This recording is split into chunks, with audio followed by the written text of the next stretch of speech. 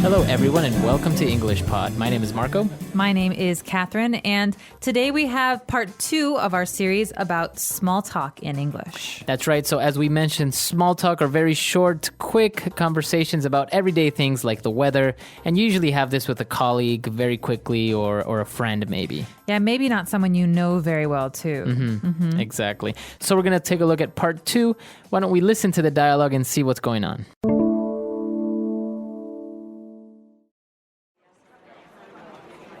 So, Michelle, let me introduce you to Maria. She's my colleague from Brazil. Maria, this is Michelle. Hi, Michelle. So what do you do here in Shanghai? I mean, what work do you do? I work in advertising right now. How about you?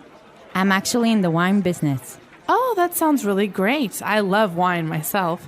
Is this your first time to Shanghai, Maria? No, actually, I often visit. I usually come to China for business at least once a year. Also, I love the restaurants in Shanghai, so that's a good reason to come. Me too. Actually, there's a great Brazilian restaurant I recommend. I mean, the food is delicious, but the service isn't so good. I often like to get together with friends and have a great barbecue there. We should go there together sometime. Wonderful idea. I'd love that. All right, we're back. So now let's take a look at some of these very interesting phrases we find in this dialogue in Language Takeaway. Language takeaway. So the first phrase we have today is from the first sentence of this dialogue. James says, "So Michelle, let me introduce you to Maria."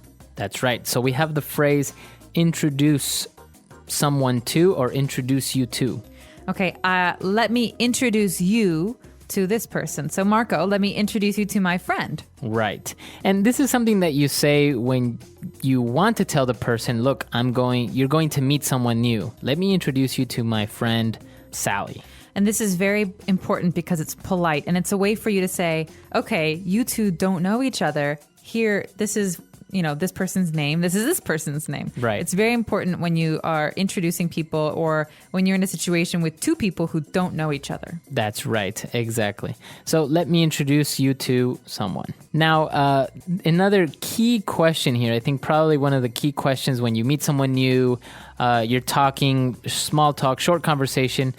What do you do here? Or what do you do? What do you do? So this might sound like a very strange question. What do you do? Do you watch TV? Right. Do you like to eat food? No, but this means what job do you do? Right. What type of work do you do? Okay, so Marco, what do you do? I host an English podcast. All right, me too. So this is the question. Now, don't get confused and remember that this is the typical way of asking someone what is their job. If you say, what is your job or what is your occupation? What is your occupation? It's too formal and it's kind of awkward. I don't think anyone has ever asked me, what is your occupation? No, I rarely say that. I almost always say, what do you do? Or maybe, what type of work do you do? Or, what business are you in? Exactly. So this is our next phrase, actually. Right. If someone asks you, what business are you in or what industry are you in, you would say, like in this case, Maria, she is in the wine business. Okay, I'm in the wine business. That means that my job has to do with selling or buying wine. So if we replace the noun wine with something else, for example, clothing. I'm in the clothing business, or I'm in the cheese business. Exactly. You can basically change it with anything. With any product. I guess if you sell computers, I'm in the computer business. Or if you have anything to do with computers, you can say I'm in the computer business. All right, so that's great. I'm in the business. Exactly. All right. So now we know what the person does. We continue asking questions. We're interested. We want to keep the conversation going a little while longer. We say, oh, wow, that's really great. I love wine myself. Then we ask, is this your first time to Shanghai? Okay, so is this your first time to Shanghai or in Shanghai? This means, is this your first time to visit Shanghai? That's right. Now, the preposition here is always confusing for an ESL learner because sometimes do you say, is this your first time in Shanghai? Is this your first time on Shanghai? Now we're saying to Shanghai. So in this case or in this type of question, both are correct. Is this your first time in Shanghai? Is this your first time to Shanghai? All right. So I could also say, if we were in Chicago, hey, Marco, is this your first time in Chicago? But I have to ask if we are in that city. I can't say, okay, I'm in Chicago today, but Marco, is this your first time in New York? Because we're not in New York right now. Exactly. That could be confusing. So remember, when you ask this question, you're asking about where you are today, right now. Exactly. Very good. So on that note, let's take a break. Let's listen to the dialogue again, and we'll be back with some more phrases.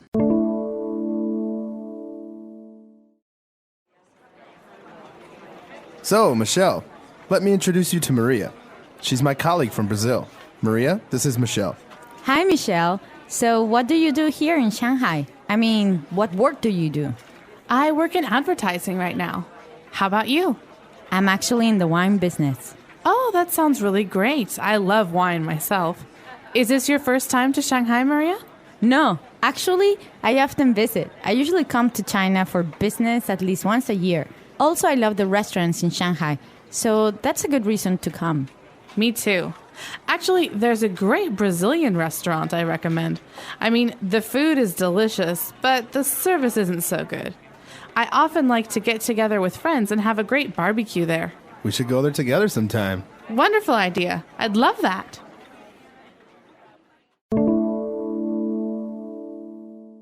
All right, let's take a look at 3 more key phrases on Fluency Builder Part 2. Fluency Builder. So one phrase that we heard from this when things started to get a little bit more personal, Michelle said, I often like to get together with friends. So this phrase here is to get together with friends. So to get together means to be united or go with friends somewhere. That's right. So we could also use the phrase to hang out.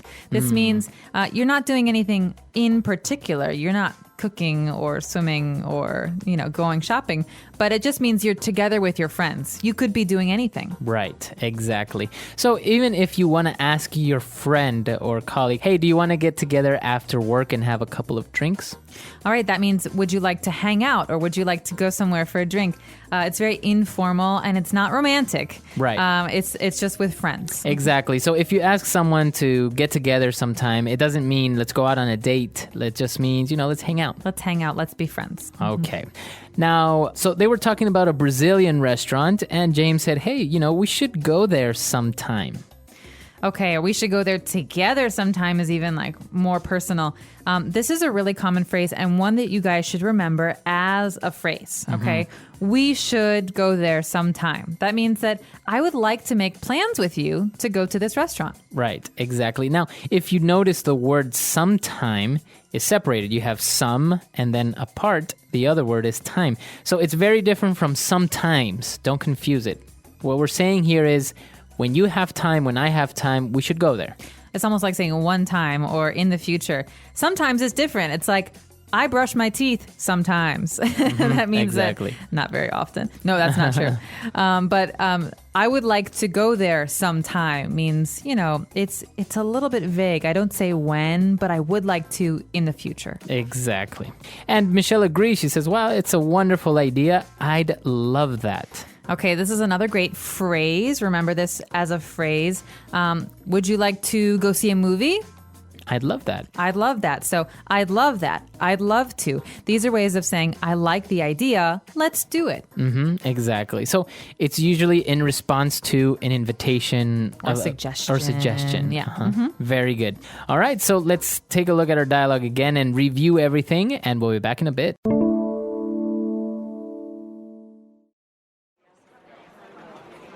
So, Michelle, let me introduce you to Maria. She's my colleague from Brazil. Maria, this is Michelle. Hi, Michelle. So, what do you do here in Shanghai? I mean, what work do you do? I work in advertising right now. How about you? I'm actually in the wine business. Oh, that sounds really great. I love wine myself. Is this your first time to Shanghai, Maria? No, actually, I often visit. I usually come to China for business at least once a year. Also, I love the restaurants in Shanghai, so that's a good reason to come. Me too. Actually, there's a great Brazilian restaurant I recommend. I mean, the food is delicious, but the service isn't so good. I often like to get together with friends and have a great barbecue there.